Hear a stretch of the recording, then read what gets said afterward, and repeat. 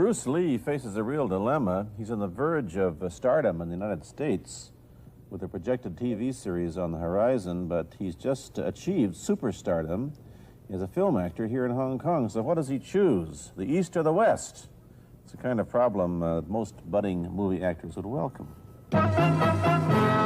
It's the Pierre Burton Show, the program that comes to you from the major capitals of the world. This edition comes to you from Hong Kong.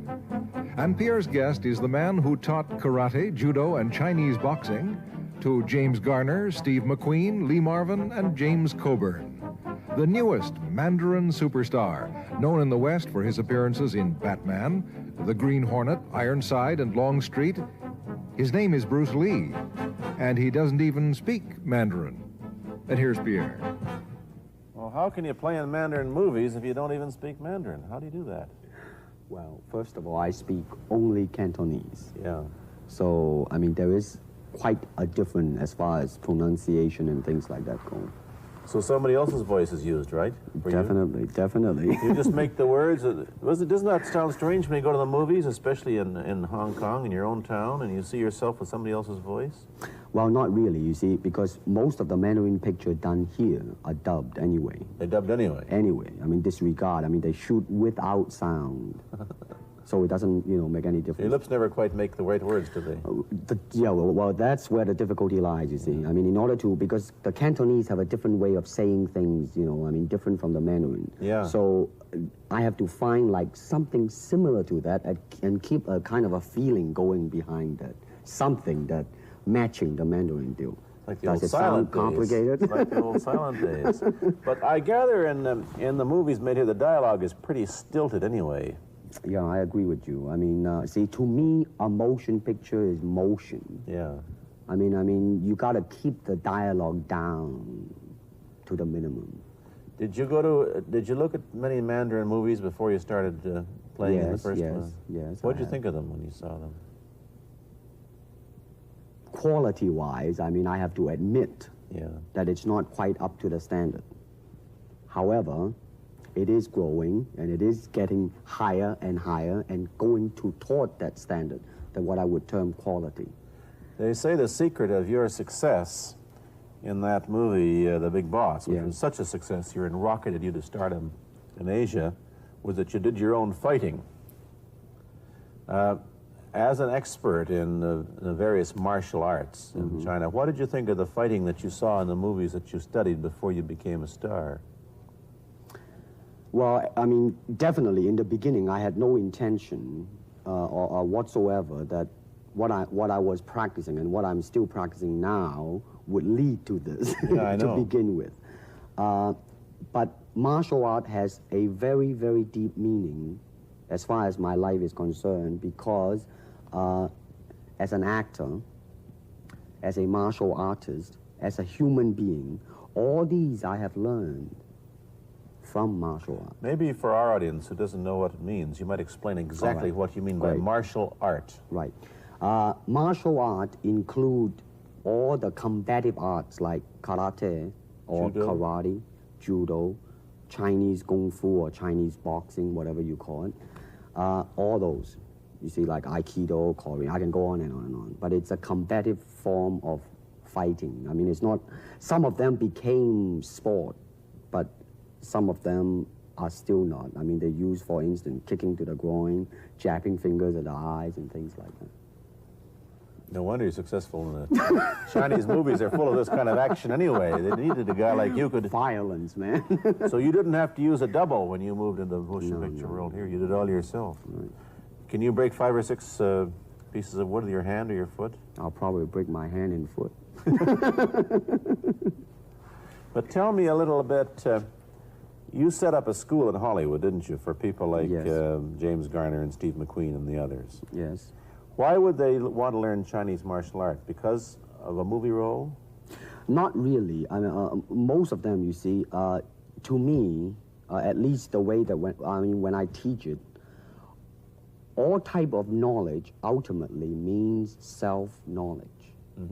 So therefore, they're coming in to, and ask me to teach them not so much of how to defend themselves or how to do somebody in, rather They want to learn to express themselves through some movement, be it anger, be it determination, or whatsoever. So in other words, what I'm saying, therefore, is that he is paying me to show him in combative form the art of expressing the human body. Which is acting, in a sense, isn't it? Well, or it would be a useful tool for an actor to have. It's, I mean, it might sound too philosophical, but it's acting or acting unacting. If you... You've lost me. I have, right? So what I'm saying, actually, you see, I mean, it's a combination of both. I mean, here it is the natural instinct, and here is control. You are to combine the two in harmony. Not, if you have one to the extreme, you will be very unscientific. If you have another to the extreme, you become all of a sudden a mechanical man, no longer a human being. So it is a successful combination of both. So therefore, it is not only, so therefore it's not pure naturalness or unnaturalness. The ideal is unnatural naturalness or natural unnaturalness. Yin yang, eh? Right, man, that's it.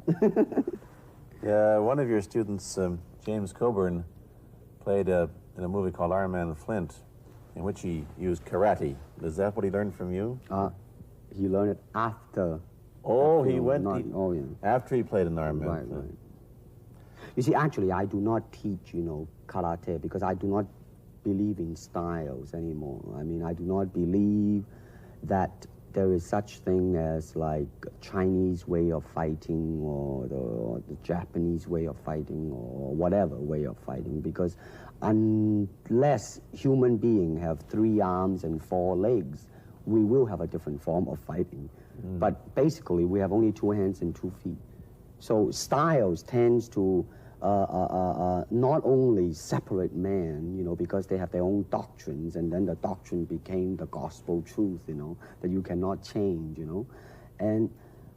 But if you do not have styles, if you just say, well, here I am, as a human being, how can I express myself totally and completely? Now, that way, you won't create a style, because style is a crystallization, that way, it's a process of continuing growth. You talk about Chinese boxing. How does it differ from, say, our kind of boxing? Well, first, we use the feet. That's and then start. we use the elbow. And you use the thumb, too? You name it, man. We use it all.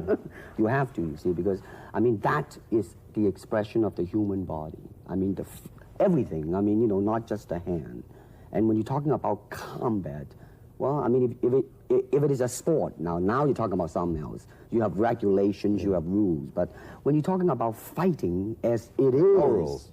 With no rules. Not real fighting. Well, then, baby, you better train every part of your body. And when you do punch, now I'm leaning forward a little bit, hoping not to hurt any camera angle. You got to put the whole hip into it and snap it and get all your energy in there and make this into a weapon. I don't want to tangle you in any dark that right now. You came at me pretty fast there. What is the difference between Chinese boxing and what we see these young men doing at 8 o'clock every morning on the rooftops in the parks called shadow boxing, which they're always...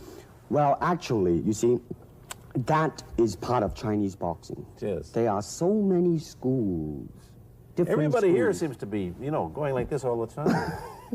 Well, that's good. I'm very glad. I'm very glad to see that, because at least somebody is caring for their own body, right? Yeah. That's a good sign. Well, it's a kind of a slow form of exercise, which is called Tai Chi Chuan. I'm speaking Mandarin just now. Yeah.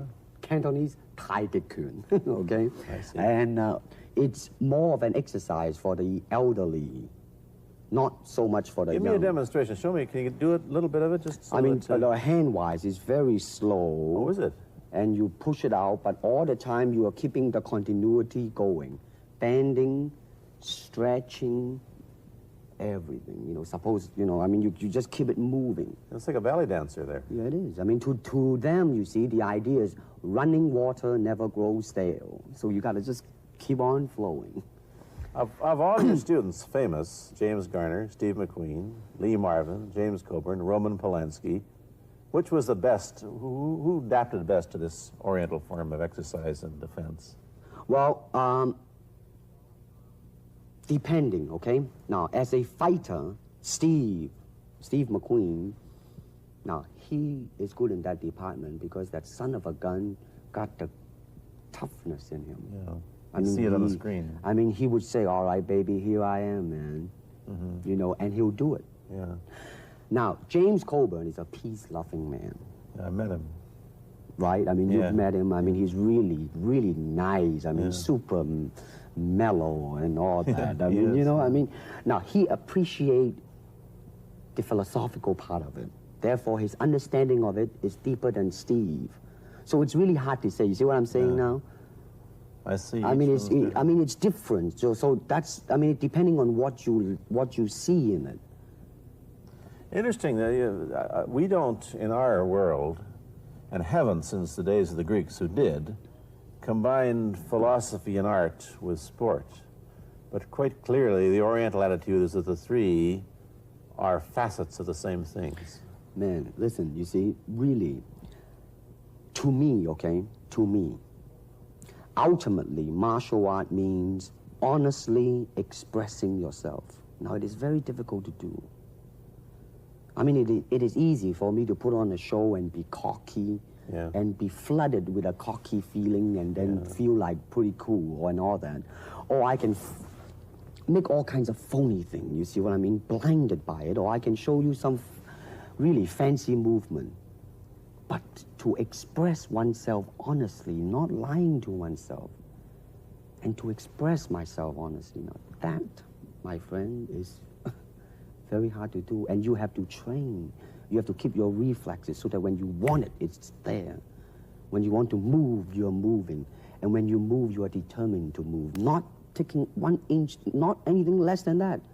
If I want to punch, I'm going to do it, man, and I'm going to do it, you see. So, I mean, so that is the type of thing you have to train yourself into it, to become one with the, you think? Yeah, this is very un-Western, this attitude. I want to ask you about your movie and TV career, but first we'll take a break. Then I'll be back with Bruce Lee. I've been talking to Bruce Lee mainly about the Chinese martial arts, which include things like Chinese boxing, karate, and judo, which is what he taught when he was in Hollywood. After he left the University of Washington, where he studied, of all things, philosophy, if you can believe that. He did, but that, perhaps you understand why the two go together from the first half of this program.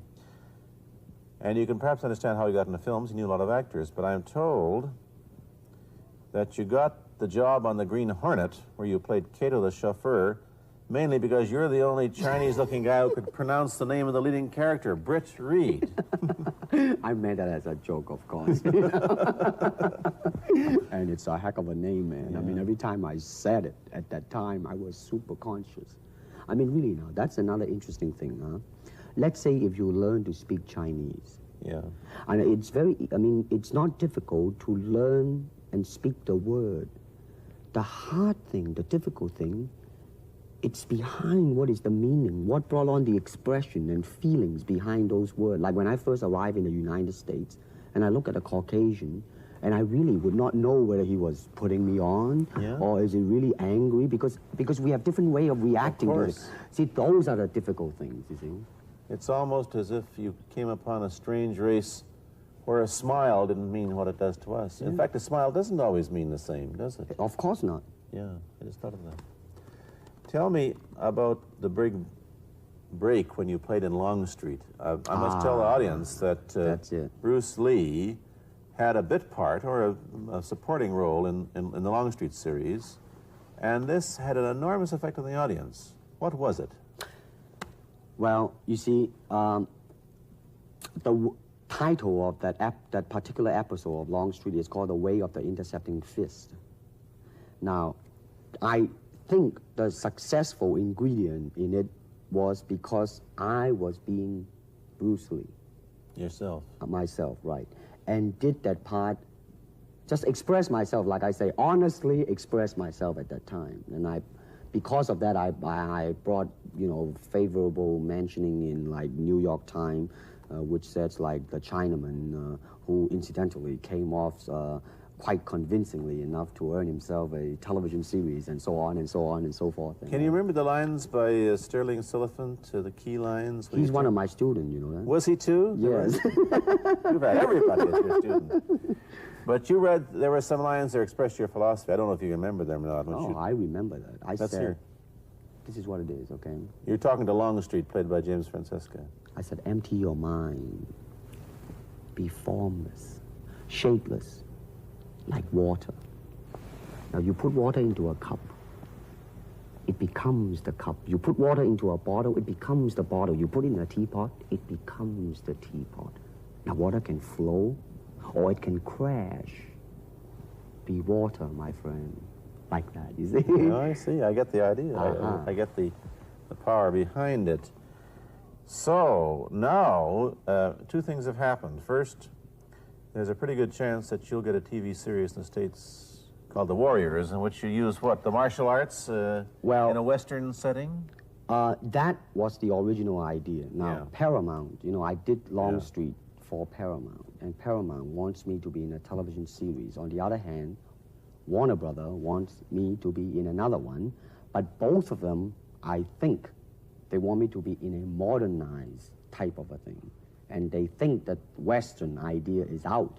But Whereas you would use, I want... You want to do the Western, eh? I want, because you see, I mean, how else can you justify all these punching and kicking and violence except in that period of the West? I mean, in nowadays, I mean, you don't go around on the street kicking people or punching people.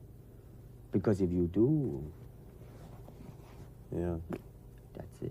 I mean, I don't care how good you are, you know. But this is true also of the Chinese dramas, which are mainly costume dramas. And they're all full of blood and gore over here. You mean here? Yeah. Well, unfortunately, you see, I hope that the picture I am in would either explain why the violence was done, whether right or wrong or whatnot. But unfortunately, pictures, most of them here, are done mainly just for the sake of violence. You know what I mean? Like, you know, fighting for 30 minutes, get stabbed 50 times. And well, I'm fascinated. Let me give you your microphone back. I'm fascinated that you came back. I am a martial artist. You came back to Hong Kong on the verge of success in Hollywood and full of it. And suddenly, on the strength of one picture, you become a superstar. Everybody knows you. You have to change your phone number. You get mobbed in the streets. Now, what are you going to do? Are you going to be able to live in both worlds? Are you going to be a superstar here, or one in the States, or both? Well, let me say this. First of all, the word superstar really turned me off, and I'll tell you why. Because the word star, man, is an illusion. It's something what the public calls you. You should look upon oneself as an actor, man. I mean, you would be very pleased if somebody say, hey, man, you are a super actor. It is much better than, you know, superstar. Yeah, therefore, you've got to admit that you are a superstar. You're not going to, if you're going to give me the truth. I am now. I'm honestly saying this, okay? Yes, I have been very successful. Yeah. Okay? But I mean, I think the word star is I mean, I do not look upon myself as a star. I really don't. I mean, believe me, man, when I say it. I mean, I'm not saying it because what are you going to do? Let's get back to the question. Okay. Are you going to stay in Hong Kong and be famous? Or are you going to go to the United States and be famous? Or are you going to try and eat your cake and have it too? I am going to do both because, you see, I have already made up my mind that in the United States, I think something about the Oriental, the true Oriental should be shown. Hollywood sure as heck hasn't. You better believe it, man. I mean, it's always that pigtail and bouncing around, chop, you know, with the eyes slant and all that. And I think that's very, very out of Is it true that you were, the first job you had was being cast as Charlie Chan's #1 boy? Yeah, #1 son, yeah. No, they never made the movie. No. They were going to make it into like a new Chinese James Bond type of a thing. Now that, you know, the old man Chan is dead, Charlie is dead, and his son is carrying on. But they didn't do that. No. Batman came along, you see, because and then everything was started to be going into that, you know, that kind of which you were in. But is it... by the way, I did a really terrible job in that, I have to say. Really? You didn't like yourself? I didn't see it. Let me ask you, however, about the problems that you face as a Chinese hero in an American series. Have people come up in the industry and said, well, we don't know how the audience are going to take a non-American? Well, such question has been raised. In fact, it is being discussed, and that is why The Warrior is not going to be on. I see. You see, because unfortunately, such thing does exist in this world, you see, like, I don't know, certain part of the country, right? Where, like, they think that business-wise, it's a risk. And I don't blame them, I mean, in the same way, it's like in Hong Kong, if a foreigner come and became a star, if I were the man with the money, I probably would have my own worry of whether or not the acceptance would be there. But that's all right, because if you honestly express yourself, it doesn't matter, see? Because are you, how about the other side of the coin? Is it possible that you are, I mean, you're fairly hip and fairly Americanized. Are you too Western for Oriental audiences, do you think? Oh, man, like, how? I have been criticized for that. You have, eh? Oh, yes, definitely. So. Well, let me say this. When I do the Chinese film, I'll try my best not to be as American as I, have been adjusted to for the last 12 years in the States. But when I go back to the States, it seems to be the other way around. You know what I mean? You're too exotic, eh? Yeah, man. I mean, they're trying to get me to do too many things that are really for the sake of being exotic. You understand what I'm trying to say? Oh, sure. So it's really, I mean, it's when you live in both worlds, it brings its problems as well as its advantages, and you've got both. Time to go to a commercial. I'll be back in a moment with Bruce Lee. Let me ask you whether the change in attitude on the part of the Nixon administration towards China has helped your chances of starring in an American TV series. Well, first of all, this happened before that. Yeah. But I do think that things of Chinese will be quite interesting for the next few years. I mean, not that I'm politically, inclining toward anything. No, I understand that. I'm just wondering. But I mean, once the opening of China, I mean, that it will bring more understanding. Yeah. More things that are, like different, and maybe in the contrast of comparison, some new thing might grow. So therefore, I mean, it's a very rich period to be in. I mean, like, if I were born, let's say, 40 years ago. Yeah. If I have a thought in my mind, I said, boy, I'm gonna star in a movie or star in a television series in America.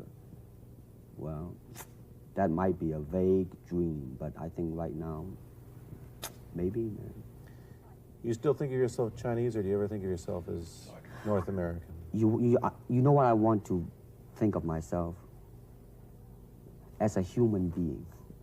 Because, I mean, I don't want to sound like, as Confucius say, but under the sky, under the heaven, man, there is but one family. It just so happened, man, that people are different. Okay, we got to go. Thank you, Bruce Lee, for coming here. Thank you for Pierre. watching. Thank you. You've been watching Bruce Lee on The Pierre Burton Show, a half-hour program of conversation, opinion, and debate. This is Bernard Cowan speaking.